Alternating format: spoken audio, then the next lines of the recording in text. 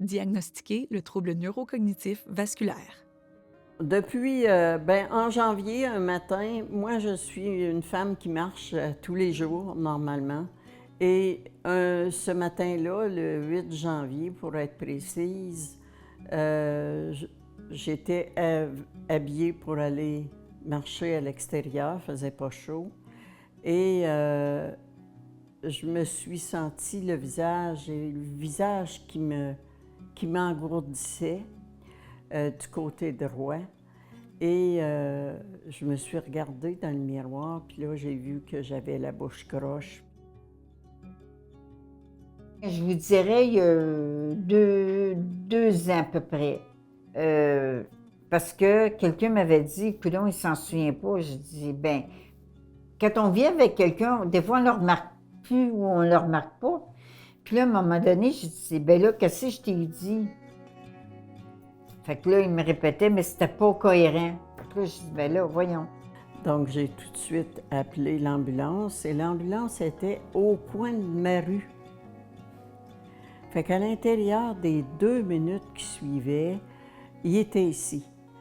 Ça a pris à peu près 5 minutes à me ramasser puis à m'amener. J'ai été rendue rapidement à l'Enfant Jésus. Et là, on a tout de suite fait le diagnostic. Ça n'a pas été très long. On a passé une IRM et là... Aucune idée. Je ne savais pas ce que j'avais. Je ne pouvais pas savoir comment ça se fait que j'ai ça tout d'un coup.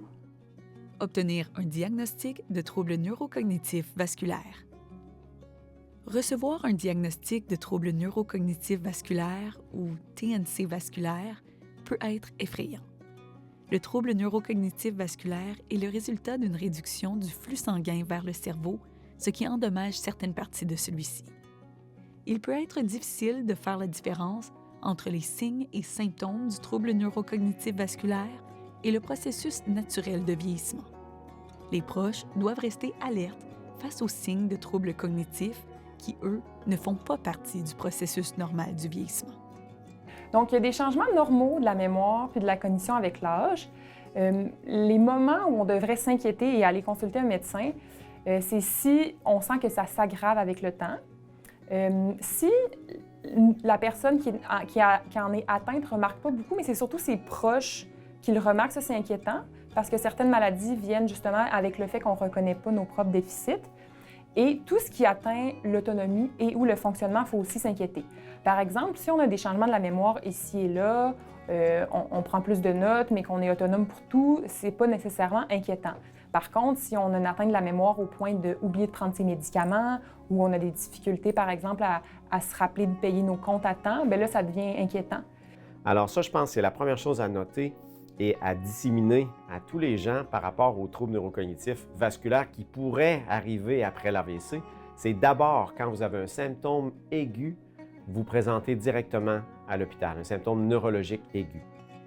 Il est important que les proches restent alertes à tout changement de personnalité ou aggravation des symptômes.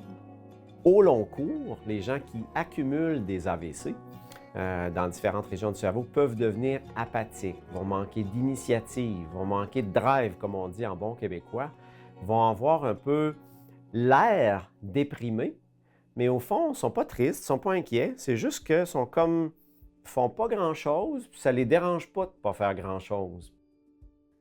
Le processus de diagnostic peut varier considérablement d'une personne à l'autre. Mais généralement, cela comprend 3 éléments. Une conversation sur votre expérience, des tests cognitifs et une imagerie cérébrale. Les tests cognitifs peuvent inclure des questions de rappel et de dessin. Alors, comment pose-t-on un diagnostic de trouble neurocognitif vasculaire? Bien, le plus important, comme beaucoup de diagnostics médicaux, c'est l'histoire. Donc, on veut savoir exactement quels sont les changements cognitifs, quand ont-ils commencé, comment ont-ils évolué.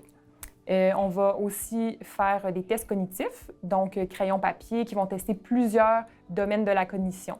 En termes de tests cognitifs qu'on fait avec les patients directement, on va toujours cibler l'âge, le niveau d'éducation et le degré d'atteinte avant de décider du test qu'on emploie. On a développé, nous, des courbes cognitives. L'intérêt des courbes cognitives, c'est de positionner le patient par rapport à son groupe de référence, c'est-à-dire les gens du même âge. Si, disons, votre père qui a 68 ans fait un AVC, on va comparer sa performance au test à des milliers de gens qui ont 68 ans, puis qui ont, par exemple, une 12e année. Et là, les courbes cognitives permettent non seulement de le positionner aujourd'hui, mais l'année prochaine, quand on le reteste, on peut voir la trajectoire qu'il emprunte. Est-ce qu'il emprunte la trajectoire attendue de légère détérioration liée à l'âge, ou si vraiment, soit il s'améliore après l'AVC, ou soit il se détériore en lien avec possiblement une maladie dégénérative. Donc, ces courbes-là sont intéressantes, sont disponibles gratuitement sur le web, et on encourage les médecins de famille à positionner leurs patients justement dans le temps pour suivre l'évolution des patients. Pour avoir un diagnostic de trouble neurocognitif vasculaire, il faut évidemment qu'il y ait une atteinte vasculaire, donc une atteinte des vaisseaux du cerveau. Donc, pour prouver cet aspect-là, il faut une imagerie du cerveau qu'on a parfois avant le premier rendez-vous. Parfois, on la demande suite au premier rendez-vous. Ça peut être un scan cérébral et une résonance magnétique. Le scan cérébral et l'imagerie par résonance magnétique, ou IRM, sont deux examens permettant de voir l'anatomie du cerveau. Le scan cérébral fonctionne avec l'envoi de rayons X qui seront absorbés différemment selon les tissus rencontrés. L'IRM, elle, repose sur des champs magnétiques et des ondes radio qui feront émettre aux atomes d'hydrogène dans notre corps un signal détectable. C'est lors de l'étape de l'imagerie que le dommage causé par un ou plusieurs AVC peut être révélé. Traitement et facteurs de risque. Les analyses cérébrales telles que l'imagerie par résonance magnétique ou IRM aideront à identifier la cause du trouble neurocognitif vasculaire. Cela guidera ensuite les stratégies de traitement que les patients et patientes développeront avec leur médecin. Des changements de médicaments et de mode de vie peuvent ralentir ou empêcher la progression de la maladie vasculaire et du déclin cognitif. Bien, les AVC entrent principalement par l'urgence parce que ce sont des symptômes aigus. Les gens arrivent à l'urgence rapidement et là, bien, l'équipe de neuro arrive rapidement pour évaluer le cas. Par exemple, l'âge, la taille de l'AVC, est-ce que c'est petit, est-ce que c'est moyen, est-ce que c'est gros? L'endroit aussi, hein? Un AVC qui a frappé les zones du langage qui font en sorte que le patient a de la difficulté à comprendre puis à s'exprimer, mais ça peut être très long avant de récupérer. On a donc cette période-là de réadaptation en aigu. Le patient peut être ici 2 semaines, 2 mois, ça dépend un peu de la sévérité du problème. Et puis par la suite, bien, il va être libéré dans un endroit où on va faire la réadaptation plus à long terme. Le trouble neurocognitif vasculaire partage de nombreux facteurs de risque avec les maladies cardiaques et les accidents vasculaires cérébraux, ou AVC. Donc, quand un diagnostic de trouble neurocognitif majeur vasculaire est posé, une des choses les plus importantes, c'est de contrôler les facteurs de risque vasculaires. Donc, les facteurs de risque qui ont pu causer l'AVC et ou la maladie des petits vaisseaux. Donc, si la personne fume, c'est important de cesser, idéalement. Il y a le cholestérol, donc on regarde le taux de mauvais cholestérol dans le sang et on veut traiter avec un médicament si nécessaire, si les changements d'habitude de vie ne sont pas suffisants. La troisième chose, c'est de regarder pour l'hypertension artérielle, donc la haute pression. Donc, on veut être sûr que la personne ne soit pas hypertendue. Si c'est le cas, on va débuter un traitement la plupart du temps. Et le quatrième facteur de risque, c'est le diabète. Donc ça aussi, on peut dépister avec une prise de sang, comme pour le mauvais cholestérol. Et s'il y a du diabète, bien, on peut toujours, dans tous les cas, essayer des changements d'habitude de vie. Puis si c'est à un point où même cela ne fonctionne pas, à ce moment-là, on peut débuter un traitement pour le diabète. Et là, bien, on entre aussi dans les facteurs qui sont des facteurs modifiables au niveau cognitif, c'est-à-dire la stimulation intellectuelle. On recommande aux gens de faire des casse-têtes, de jouer de la musique, d'apprendre une nouvelle langue, d'être focusé par exemple sur la lecture, pas juste être passif, assis devant la TV à regarder des programmes. C'est correct d'écouter des émissions, mais il faut aussi rencontrer des gens, avoir des conversations stimulantes, Vraiment faire travailler le cerveau. Il ne faut pas devenir non plus obsédé par ça, mais quand même avoir une certaine quantité de stimulation intellectuelle. Les facteurs de risque sont les paramètres qui peuvent contribuer à l'aggravation des symptômes du trouble neurocognitif vasculaire. Certains sont modifiables, comme les habitudes de vie, alors que d'autres, comme l'âge, sont non modifiables. La perte de l'audition ou de la vision, l'isolement social, la consommation excessive d'alcool, les troubles du cholestérol, l'hypertension artérielle, le diabète, le surpoids, la dépression, la consommation de tabac, le manque d'activité physique, la pollution de l'air et les traumatismes crâniens sont tous des facteurs de risque modifiables pour les troubles neurocognitifs. Minimiser ces facteurs de risque peut prévenir ou ralentir leur progression. Il n'est jamais trop tard pour faire des changements dans ses habitudes de vie pour le mieux. Tant qu'on est en vie, on peut faire des changements qui vont aider pour la santé du cerveau. Votre fournisseur de soins primaires n'est peut-être pas un expert en troubles neurocognitifs.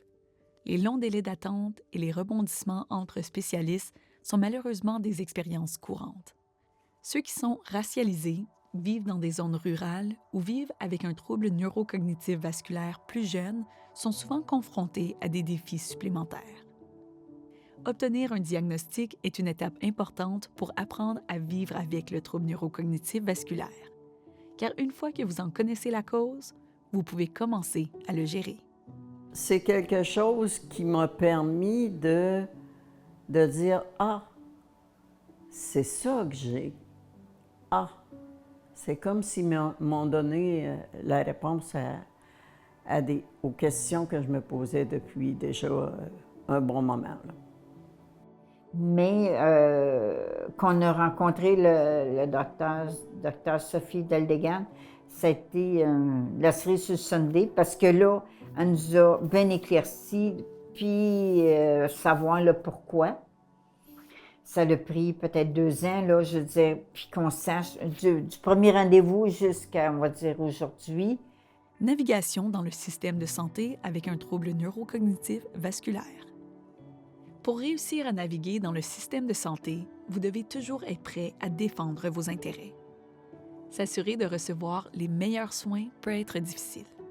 Mais voici quelques conseils qui peuvent vous aider. Réfléchissez à l'heure de la journée à laquelle vous avez le plus d'énergie et demandez un rendez-vous à ce moment-là. Suivez vos symptômes persistants en les notant dans un cahier. Avant chaque rendez-vous, notez les raisons de la visite et faites une liste de questions à poser. Apportez avec vous une liste de tous vos médicaments et posologie. Amenez une personne de confiance avec vous au rendez-vous en tant que preneur de notes ou demandez si vous pouvez faire un enregistrement audio du rendez-vous sur votre téléphone. Demandez qu'on vous explique clairement les choses et répétez-les pour être sûr de bien comprendre. Dites à votre professionnel de la santé ce que vous pensez des soins et parlez-lui de toutes les pièces qui, selon vous, manquent. Je pense que les gens sont toujours surpris et je dirais abasourdis par la perte des capacités d'une personne. Donc, on n'est jamais préparé à ce que quelqu'un, soudainement, la personne par exemple qui faisait les courses, qui cuisinait, soudainement soit plus capable de faire les courses puis plus capable de cuisiner. Donc, c'est un choc majeur pour l'entourage. C'est une refonte de la famille, hein? C'est une refonte du microsystème dans lequel vous vivez. C'est là que j'ai commencé à dire, là, il va falloir que je prenne les grands moyens pour résoudre ce problème-là. Résumé. Recevoir un diagnostic du trouble neurocognitif vasculaire est un voyage comprenant de nombreux hauts et bas. Dans cette vidéo, nous avons discuté de ce voyage, notamment certains des premiers signes courants de troubles neurocognitifs vasculaires et quand consulter un médecin. Le processus de diagnostic de troubles neurocognitifs vasculaires qui comprend des tests cognitifs et une imagerie cérébrale comme l'IRM. Les facteurs de risque associés aux troubles neurocognitifs vasculaires. Ce qui est bon pour votre cœur est bon pour votre esprit.